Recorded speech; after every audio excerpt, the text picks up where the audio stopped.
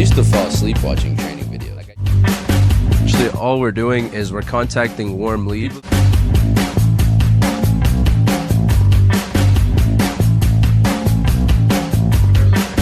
Alright guys, so today is killing the zombies and we're gonna do it right at the beginning. So for the objections, you always want to go back to the AAA method, which is agree, ask, attack.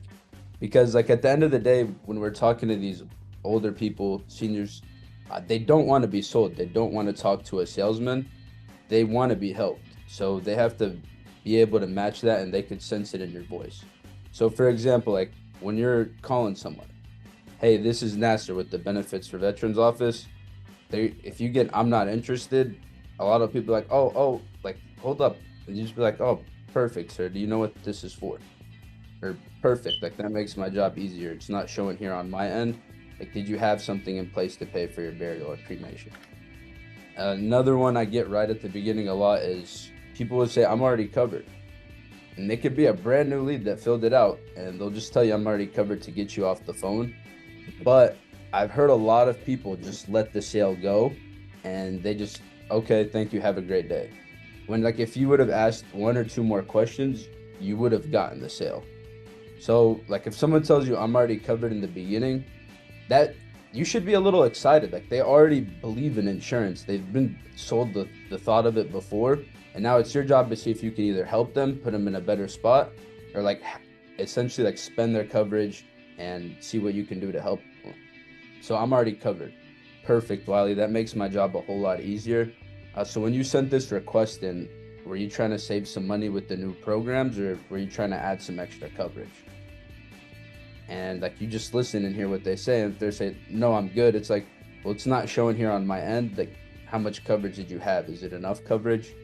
And digging into the questions, like, again, was it with the veterans program or an outside carrier, and just digging deep into them. And then, because the worst thing they're going to tell you is like, I'm already good. No, you can't beat them, or you're going to be able to put the family in a better spot. Because at the end of the day, like, if you're doing a replacement and they're covered, you have to legally put the client in the best spot. So like, we can't replace a policy and, you know, put them in a worse position. So like, we have to truly have like a heart to serve for these people. And then another thing I'd say, like in the very beginning of the call, I used to get is like, oh, I'm not doing this over the telephone. And we used to do this in person, and I would always say, oh, like, yeah, we used to actually come out in person, but due to the pandemic, we actually switched everything to virtual. And it's just been a lot more efficient that way, so they kept us here. Does that make sense? And then, yeah, and then I'll go ahead and send you a picture of my credentials, sir, where it's got a picture of my card and the different carriers that we work with as well. And I think just being direct with them and letting them know that you really are there to serve them. And then another objection you can get right at the very beginning of the call is, I guess you can essentially, like, if you've been closing for a while, you can kind of sense if someone's serious or not. And I like to do that and digging into the why at the beginning, because like, if you're digging into the why and you're asking the right questions, you kind of get the objection out of the way, if that makes sense. So once you've confirmed their birthday and everything, you want to, like, hey, was your main concern to make sure that the burial or cremation was covered, or did you want to cover anything else as well? And then letting the client talk. Like, they wanted a burial, they want to leave some money behind, or did you have a mortgage you wanted to cover as well? And digging into that, like, okay, sir, so if you don't have any life insurance, like, why don't you have any coverage put in place, sir? Was it due to the affordability, or was it kind of due to the eligibility? And then just listening to them again and letting them know, like, hey, that's why these programs are made, is to help people like yourself that are on a fixed or low income, that aren't able to afford to save $10,000, $15,000 to pay for a burial, or they can't get regular life insurance due to their beliefs. And I think if you're setting up the structure and like you're asking the right questions and you're doing the trial closes and following the script, essentially, like, you will help the family. And if you're doing 6 to 8 presentations and you're putting the numbers in your favor, it really is hard to fail here. But that's really all I got for killing the zombies in the beginning of the objections. the last 10, 15 minutes, because this training is for you guys. I want to take this time. If you have any objections that you couldn't overcome, something you've been dealing with, and you're stuck, feel free to unmute yourself, ask a question, throw an objection at me, and I'm going to close you. I got one. What do you say when someone says I already talked to someone? Yeah, perfect. So it's showing incomplete here on my end. So when you sent this request in, what were you trying to accomplish, Ben? I'm not too sure. I forgot I submitted the request. No worries. So obviously the last person didn't help you out, right? So did you have anything in place that's going to pay for your burial or cremation, sir? Actually, no, I didn't. Okay. And do you have $10,000-$15,000 saved up to pay for that, or you just like most families and myself, sir, just getting by? Getting by. No, absolutely. So yeah, it sounds like it would make sense to go over this, sir. Do you receive text messages on this phone so I can send you my credentials and get this knocked out the way? Yeah, that was smooth. Boom. And again, yes, sir. And if you guys see what I did there, like agree, ask, attack. That was a great question, Yazan. Yeah, I got one. Hit me. So can you guys send me the bill? Because I don't just feel good. I don't feel comfortable giving my banking information over the phone. Hey, I completely understand, Moses. The only reason they need your bank information is actually the same reason they need your social security number. That's just how they're able to validate that that is a real account linked to your name and that there is no fraud going on, sir. So essentially, that's why they had you choose the effective date. Like your main purpose isn't to take the money today, Moses, because that's why you chose February 1st to start, right? Yeah, that is right. Yeah, so no money's going to be taken out. Like even if you wanted it to start today, it couldn't. So like this coverage isn't going to start until February 1st, sir. And then once we submit it and get the final approval, you're going to get a physical copy in the next 7 to 10 business days. And you'll be able to see the policy and see everything in black and white like I told you, sir. And if there's any issues, you can call me. Okay, sounds good. Does that make sense, sir? Yeah, that does make sense. Okay, and the account number? Yeah.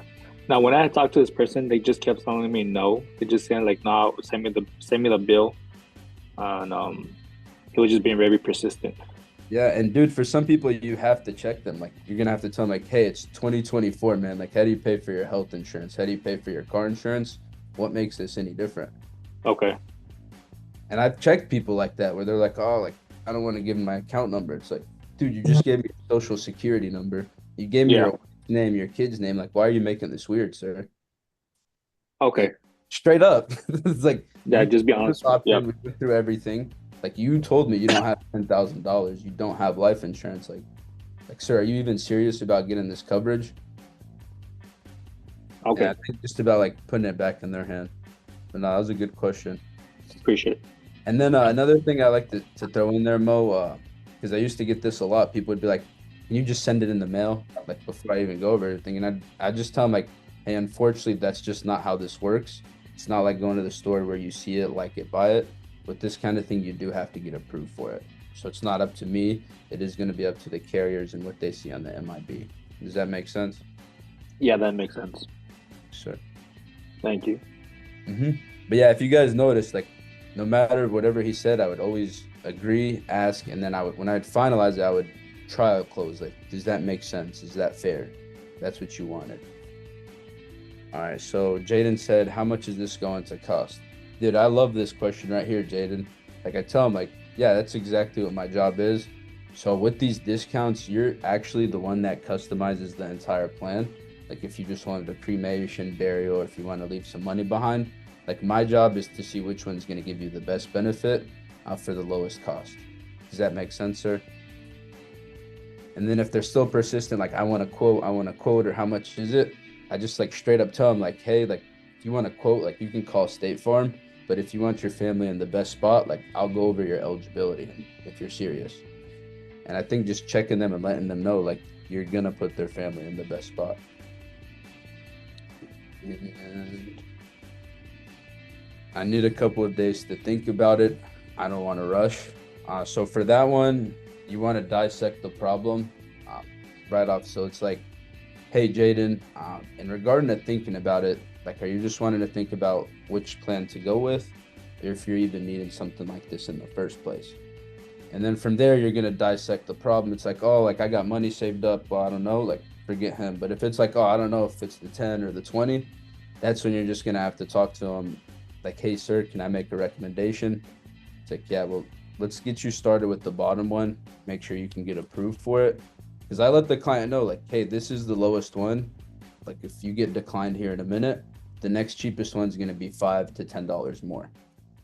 So, like, we're not really necessarily rushing into anything.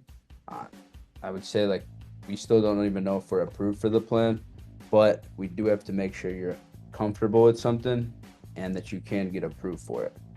So, in regard to making a decision, they let you select what day you want the coverage to start, but you still have to find something you're comfortable with. So, I'd make sure we start with the bottom one and then just kind of make that recommendation from there. And I need to speak to my son. He's my power of attorney. So if it's their power of attorney, it's going to be a hard one to flip just because, like, legally by law, that means that, like, their power of attorney handles all of their finances. Like, technically, like, they're the one with their banking info, the check, the card.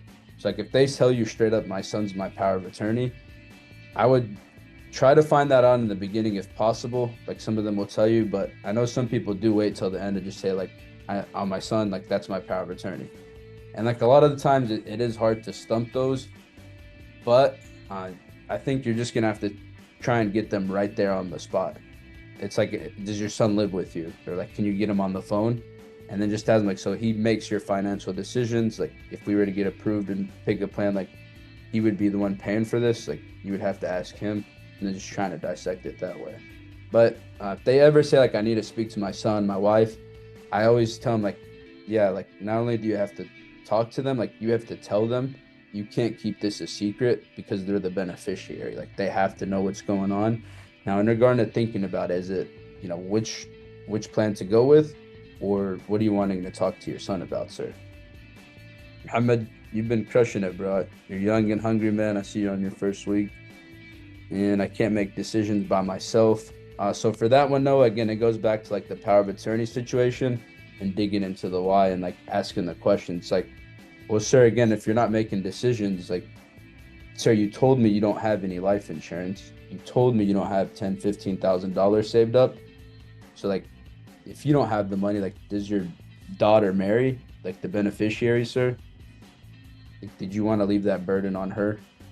And then no. And then you just let him know, like, that's why we're on the phone in the first place, sir, is to make sure your family's not left burdened. My job is not to tack a bill on you, not to take any food off the table. My job, plain and simple, is to make sure, God forbid, something happens to you, that you and your family are not left burdened. All right, I don't have no way to get my account number. My kids do all that. So for that one, Tayden, I have done before in the past where, like, if you call the bank or credit union on the line and merge it with the client, you could get the routing and account number that way, like a quick finesse. Another way is, like, what we call the bluff. It's like, if they're like, I don't have my routing and account number, I don't have a checkbook, I can't get it. Hey, no worries, sir. We can just go ahead and put a debit card on file. And AIG, SIWO, we can run it with that. And if they're not willing to give the card or the banking, like, it's probably funny money, but, like, at least, you know, you try to call the bluff and you got all the options. Like, you know, you try to get the checkbook, you try to get a statement, you try to get them to pull up the app and try to get them to call the bank. And I don't have time to do this right now. Yeah, Desiree, we're completely busy as well. This only takes 5 to 10 minutes. Are you at home to go over this? Or, like, some people truly are busy, like they're in a doctor's appointment or they're in the grocery store. It's like, hey, no worries, Mary, when's a better time where you're going to be home? And then when you get them off the phone, it's like, okay, just so I can prepare for you, Mary, like, did you just want this to focus on a burial or cremation? Or, like, what did you want this plan to do for you? And that's something I feel like a lot of people forgot about. It was called, like, tying down the client. Is like, if they don't want coverage, they'll tell you right there, but you'll have a good understanding beforehand. And I got a work policy. So for that one, Jasmine, if they're currently on the job, you just tell them, like, hey, do you know how work insurance works? Like, it's like a company car. You don't actually own it. So if you get sick, retired, or disabled, or fired, like that coverage actually goes away. And that's why people look at putting something, personal that they own. That way they don't have to worry about it. And if it's something they got from retirement, like you ask them, like, hey, so like, is that like, are you paying for that? Is it paid up? And try to figure out the coverages. Like, if it's 10,000, 20,000, spend that. Like, great, sir, it's good you have 10,000. Most veterans or families have a policy or two. So when you sent this in, were you looking to add like $5,000 to $10,000 in coverage to factor in the inflation, sir? Because 10 years ago, a burial wasn't even $5,000, and now they're 10, 15,000. And a cremation was even $500, and now they're 5,000 on the low end. Hey Nasser, I got this one yesterday, and I just wasn't sure how to like go about it. I went, this guy's like, "Hey, yeah, we had an appointment," and he's like, "Sir, I'm not gonna be able to have you help me out, or we're not gonna be able to do anything today, just because this is how I operate, sir. I need you to send something to me in the mail. Like, I've had fraud before. We're not gonna have anything sent in the mail for me to look over before we go over everything and giving you personal information. I'm just not gonna be able to be helped out today, sir. That's just how I operate, okay?" And I sent him my credentials, told him how the process works and everything, and did all the objections, and I couldn't get around it. So yeah, so I mean, we can't close them all, like even the best of the best, like they're still gonna get objections and stumped on. But I feel like if you truly tried everything, like you sent your credentials, and like at that point, like, did you already start the application?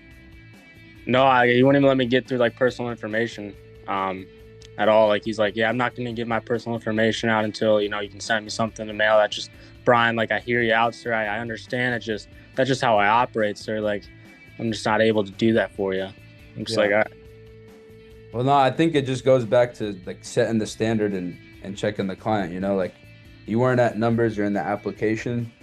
So like this is where you dig into the why. Like if there is no why, there is no buy, But I would go back to like let him know and assure him like you are a licensed and active professional, and just tell him like, "Sir, like if you want me to help you, like I have to ask you these questions.